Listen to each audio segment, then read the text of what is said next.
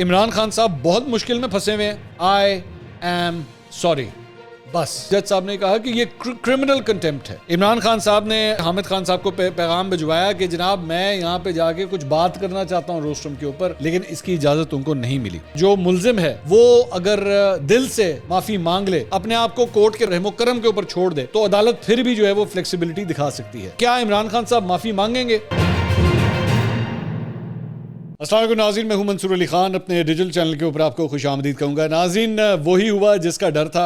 इमरान खान साहब के ऊपर फ़र्द जुर्म आयद करने का फ़ैसला कर लिया गया है और 2 हफ्ते का उनको टाइम दिया गया है। 2 हफ्ते के बाद उनके ऊपर फ़र्द जुर्म आयद होगी। लेकिन बात यहाँ तक किस तरह पहुँची, आखिर इमरान खान साहब के मामलात यहाँ तक क्यों ख़राब हुए, इसका सारा जायज़ा लेना बहुत ज़रूरी है।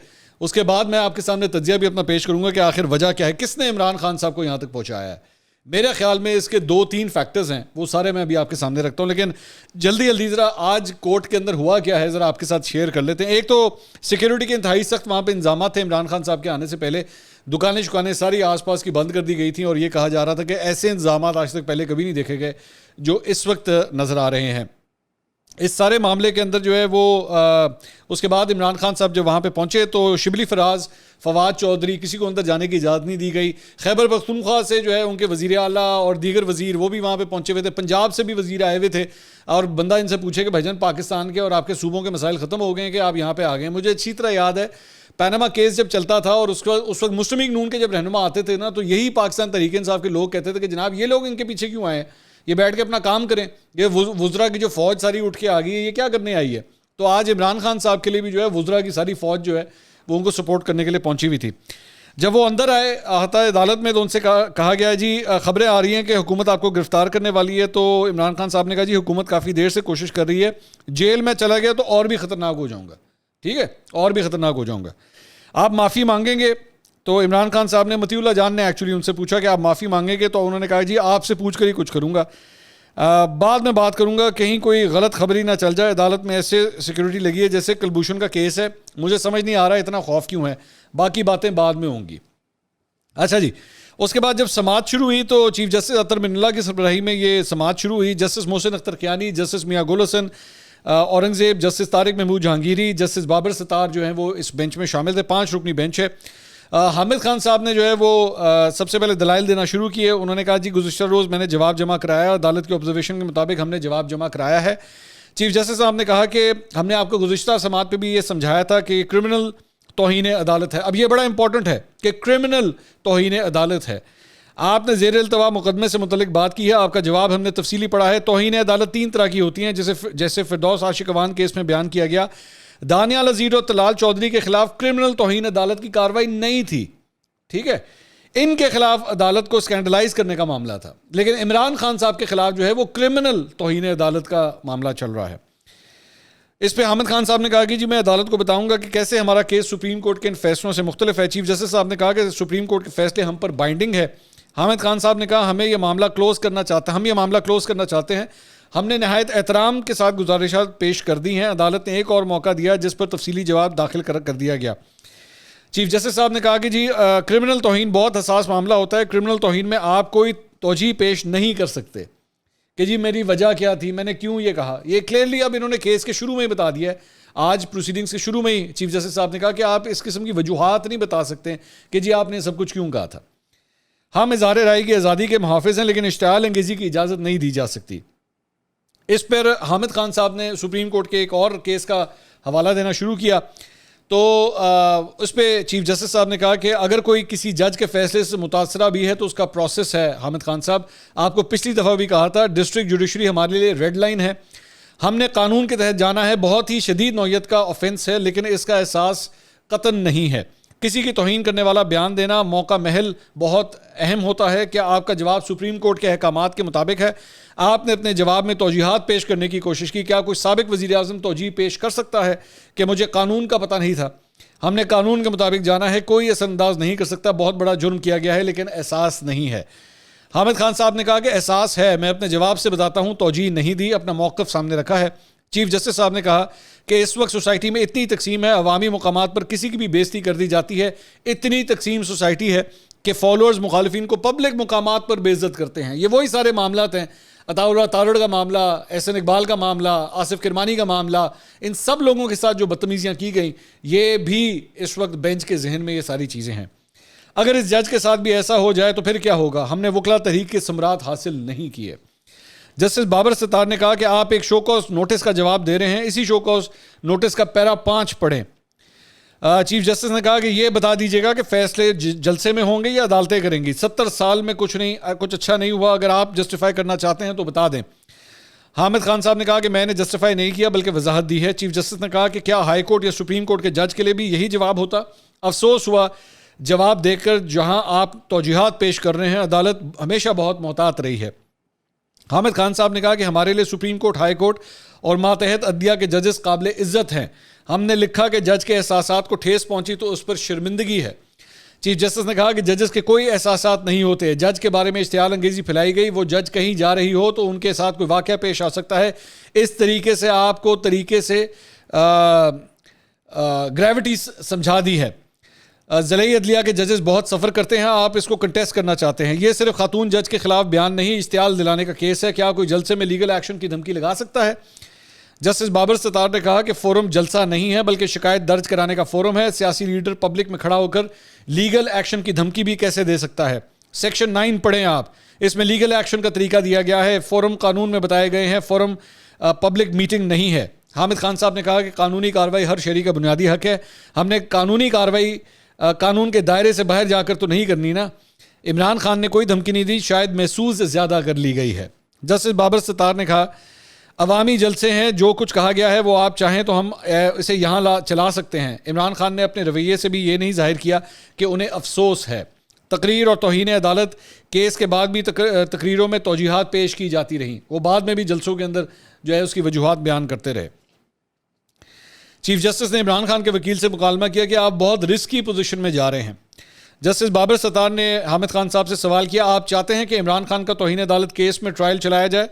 चीफ जस्टिस ने कहा निहाल हाशमी केस इसी तरह का था, वो जज का नाम लिए बगैर थ्रेट था, उन्होंने गैर मशरूत माफ़ी मांगी, फिर भी सुप्रीम कोर्ट ने कंसिडर नहीं किया। इमरान खान साहब ने शुएब शाहीन एडवोकेट के ज़रिए हामिद खान साहब को पैगाम भिजवाया कि जनाब मैं यहाँ पे जाके कुछ बात करना चाहता हूँ रोस्ट्रम के ऊपर, लेकिन इसकी इजाज़त उनको नहीं मिली। हामिद खान साहब ने कहा इमरान खान परसों की तकरीर पर वजाहत के लिए रोस्ट्रम पर आना चाहते हैं। इमरान खान के परसों की जिस तकरीर का हवाला दिया गया है वो मिस रिपोर्ट हुआ। इमरान खान बयान पर कुछ वजाहत करना चाहते हैं। चीफ जस्टिस साहब ने कहा कि वो बयान हम चला देंगे।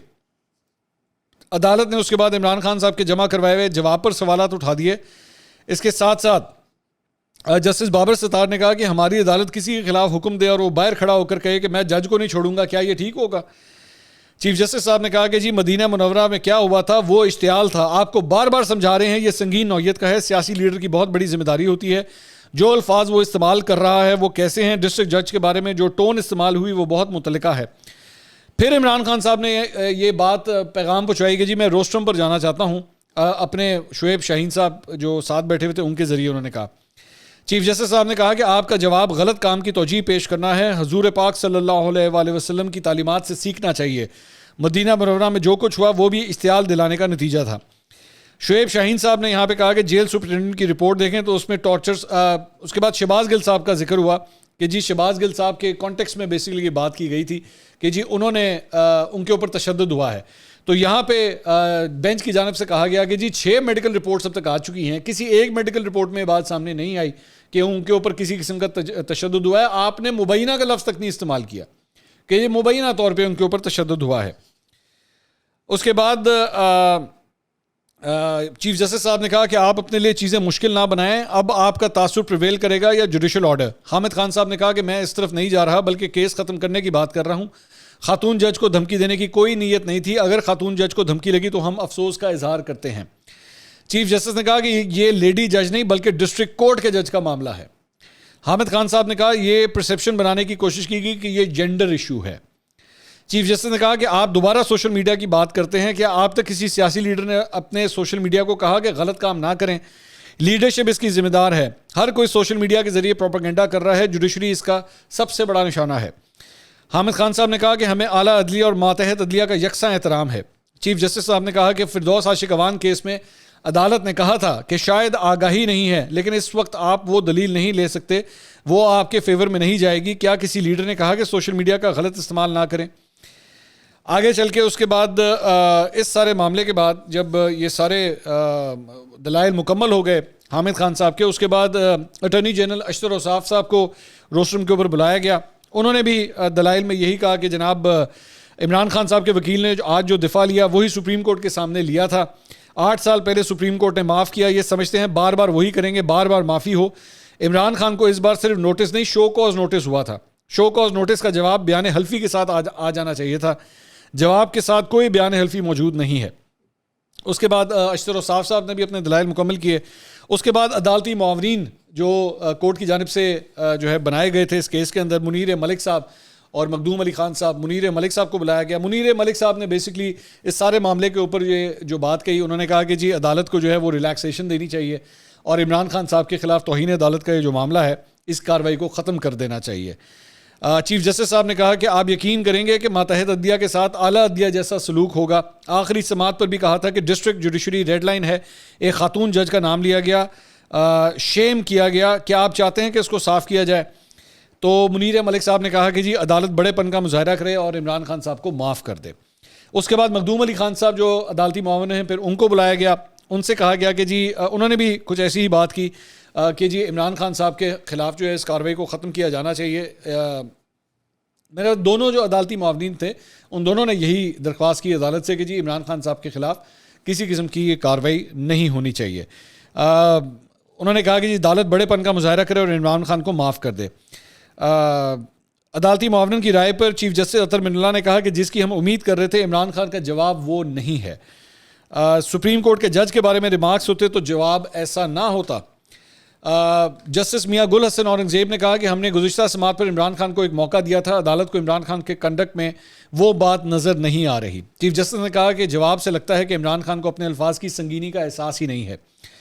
मखदूम अली खान साहब ने कहा कि इस केस में पछतावे का इजहार किया जा चुका है और अदालत से इस्तदा की गई कि इमरान खान के खिलाफ तौहीन अदालत की कार्रवाई ख़त्म करें। उसके बाद अदालत के तीसरे मुआवन पाकिस्तान बार कौंसिल के नुमाइंदे अख्तर हुसैन साहब के दलाइल हुए। उन्होंने कहा कि इमरान खान साहब को शो कॉज नोटिस दुरुस्त तौर पर जारी किया गया है। इमरान खान की जानिब से गैर मशरूत तौर पर माफ़ी नहीं मांगी गई। अगर गैर मशरूत माफ़ी मांगी जाती तो मैं कहता कि ख़त्म कर दें। उसके बाद इस मामले के ऊपर 5 मिनट जो है वो केस की समात के दौरान वक्फा लिया गया और ये फैसला महफूज किया गया कि ये केस अब यहीं पे ख़त्म हो जाएगा या ये मामला जो है वो दोबारा आगे चलेगा, मज़ीद आगे चलेगा। उसके बाद 5 मिनट से ज़्यादा थोड़ा सा टाइम लगा और उसके बाद जो कोर्ट ने ये फैसला दिया कि 22 सितंबर को इमरान खान साहब के ऊपर जो है वो फ़र्द जुर्म आयद होगी। अब इसके बाद यहाँ पे भी, बल्कि जब वो उठने लगे थे, जब वक्फा होने लगा था, तो वहाँ पे भी इमरान खान साहब ने खड़े होकर बेंच की जानिब ये कहा कि जी मैं कुछ कहना चाहता हूँ। तो चीफ जस्टिस साहब ने पहले ये कह दिया था कि जनाब हमने आपके वकला की बात सुन ली है, अब मज़ीद इसके ऊपर गुफ्तगू नहीं हो सकती। और उसके बाद जो है वो फ़र्द जुर्म आयद करने का फ़ैसला जो है वो सुनाया गया। उसके बाद इमरान खान साहब जब बाहर आए तो उन्होंने इस बात का शिकवा भी किया कि जनाब मुझे बोलने का मौका नहीं दिया गया, जबकि एक्चुअली आपके वकला अगर बोल रहे हों तो वो आपको ही रिप्रेजेंट कर रहे होते हैं। ये कॉमन सेंस की बात है, इसमें कहने की ज़रूरत ही नहीं। मतलब जब आपके वकील आप ही को रिप्रेजेंट कर रहे हैं इमरान खान साहब को, तो वो एक ही बात है, उससे कोई फ़र्क नहीं पड़ जाता। या तो हामिद खान साहब ने वो बात ना कही हो जो आपने उनको कही थी, या तो आपने उनको कहा हो कि जी आप मेरी तरफ से माफ़ी मांग लीजिएगा, लेकिन उन्होंने नहीं मांगी हो, तो फिर तो बात समझ आती है। वो एग्जैक्टली आप ही की इंस्ट्रक्शंस के तहत वो चल रहे थे। तो इसलिए ये कह देना कि जनाब इमरान खान साहब को मौका नहीं दिया गया, मेरा नहीं ख्याल ये कोई जस्टिफाइड बात है। अच्छा, अब आ जाएं कि अब आगे होगा क्या। जाहिर बात है आप सब ये जानना चाहेंगे कि आगे होगा क्या। असल कहानी सिर्फ और सिर्फ ये है कि उसके अंदर, बल्कि चीफ जस्टिस साहब ने एक मौके के ऊपर ये रिमार्क भी दिया है कि जी अगर कहीं पे जो मुल्जिम है वो अगर दिल से माफ़ी मांग ले, गैर मशरूत माफ़ी मांग ले, अपने आप को कोर्ट के रहमो करम के ऊपर छोड़ दे, तो अदालत फिर भी जो है वो फ्लेक्सिबिलिटी दिखा सकती है। लेकिन यहाँ पे मामला ये है कि इमरान खान साहब की जानिब से 2 जवाब जमा करवाए गए हैं इस केस के अंदर। दोनों के अंदर किसी किस्म की कोई माफ़ी की बात नहीं की गई। सिर्फ इतना कहा गया अपने कहे पर हमें अफसोस है, सिर्फ इतनी बात की गई। और मैंने कल इसके ऊपर वीडियो के अंदर भी ये बात कही थी कि ये जो माफ़ी नहीं मांगी है इन्होंने, इसकी वजह से इनके लिए मुश्किलात खड़ी हो सकती हैं। अब असल सवाल ये आता है कि क्या इमरान खान साहब माफ़ी मांगेंगे? मैं ये समझता हूँ, मेरी ये राय है कि इमरान खान साहब माफ़ी मांगेंगे, इनको माफ़ी मांगनी पड़ेगी, क्योंकि बार बार ये जो बात कहते हैं ना जी मेरी 26 साल की जद्दोजहद, मेरी 26 साल की जद्दोजहद, ये 26 साल की जद्दोजहद को अगर आपने बचाना है तो अब आपको माफ़ी मांगनी पड़ेगी। इमरान खान साहब ने आज तक तो पहले कभी माफ़ी नहीं मांगी। उन्होंने 1992 के वर्ल्ड कप के अंदर जब स्पीच की थी ना, तो उस पर भी उन्होंने मैंने वर्ल्ड कप जीता, मैंने वर्ल्ड कप जीता, मैं जीता हूँ, मैं जीता हूँ, मैं जीता हूँ, उसके ऊपर भी बहुत तनकीद हुई थी कि भाईजान वो जो बाकी पूरी टीम थी, वो जो 10 लोग खेल रहे थे, उनके बारे में भी कुछ बोल देना था। उसके ऊपर भी उन्होंने आज तक किसी से जाके माफ़ी नहीं मांगी कि जी मुझे माफ़ कर दो, मैंने कहा है। और दूसरी बात यह कि 2011 से लेके मैं 2011 30 अक्टूबर 2011 के जलसे से ही मैं समझता हूँ कि पाकिस्तान तहरीक इंसाफ का जो पुनर्जन्म हुआ था वो 30 अक्टूबर 2011 के जलसे से हुआ था। तब से लेकर आज तक इमरान खान साहब ना इस सिस्टम के लाडले रहे हैं। इस सिस्टम ने उनको हर चीज़ के अंदर सपोर्ट किया है। इस सिस्टम ने कभी इनको जो है ना वो जिसे कहते हैं ना एक दाग भी लगने नहीं दिया, क्योंकि कोई ना कोई आके कोई ना कोई कहीं ना कहीं से इनको बचा लेता था। कोई इनको सादिक और अमीन कह देता था, कोई अगर ये हार रहे होते थे तो RTS भी बैठ सकता था, कहीं पे इनके लिए फ़ोन भी कर दिए जाते थे कि जनाब आपने जो है वो फ़लाँ का टिकट लेना है। लेकिन आज तक कभी भी ऐसा मौका नहीं आया कि इनको जो है ना वो परेशानी हो। आज अलबत्ता जो मेरी कोर्ट के चंद लोगों से, रिपोर्टिंग करने वाले लोगों से मेरी चंद बात हुई है, इस मरतबा इमरान खान साहब वाकई परेशान लग रहे थे। और केस के दौरान भी कोर्ट के अंदर भी जो है उनके चेहरे के ऊपर जो है वो काफ़ी परेशानी नज़र आ रही थी। सो मेरा ख्याल में अगर इन्होंने इस मामले को अपने लिए सेव करना है, अपने लिए बचाना है, तो इनको माफ़ी मांगनी पड़ेगी। फ़र्द जुर्म आयद होने का मतलब कथित तौर पे ये नहीं होता कि इनको सज़ा हो जाएगी।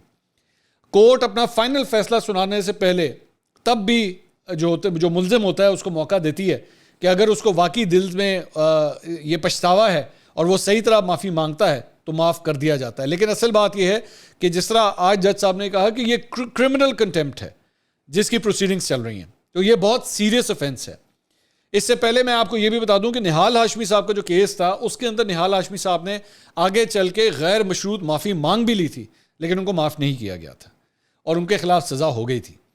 अब इस मामले के अंदर इमरान खान साहब काफ़ी मुश्किलात में है। ये भी देखने की बात है कि आज वो मुल्तान के अंदर जलसे से खिताब करने जा रहे हैं, तो इस मामले के अंदर वो क्या खिताब करते हैं, क्या बात करते हैं, क्या इस मरतबा वहाँ पे जाके वो सख्त टोन लेते हैं। क्योंकि मैं ये बात देख रहा हूँ कि सोशल मीडिया के ऊपर फवाद चौधरी साहब की चंद ट्वीट्स जो हैं वो ये बता रही हैं कि वो ना इश्तियाल दिला रहे हैं इस वक्त पाकिस्तान तहरीक इंसाफ के वर्करों को। मैं इनके और भी वो जो लौंडे लपाड़े जो अक्सर इनके लिए चमचागिरियाँ करते हैं, मैं उनके भी देख रहा था कि वो भी इस किस्म की ना बातें कर रहे हैं। मेरी दुआ है कि ये इतनी बेवकूफ़ी ना करें कि ये जो जज साहिबान हैं, जो 5 रुकनी बेंच है, इनके खिलाफ अब ट्रेंड चलाना शुरू कर दें या इनके ऊपर जो है वो बोतान वगैरह लगाना शुरू कर दें या इल्ज़ामात लगाना शुरू कर दें।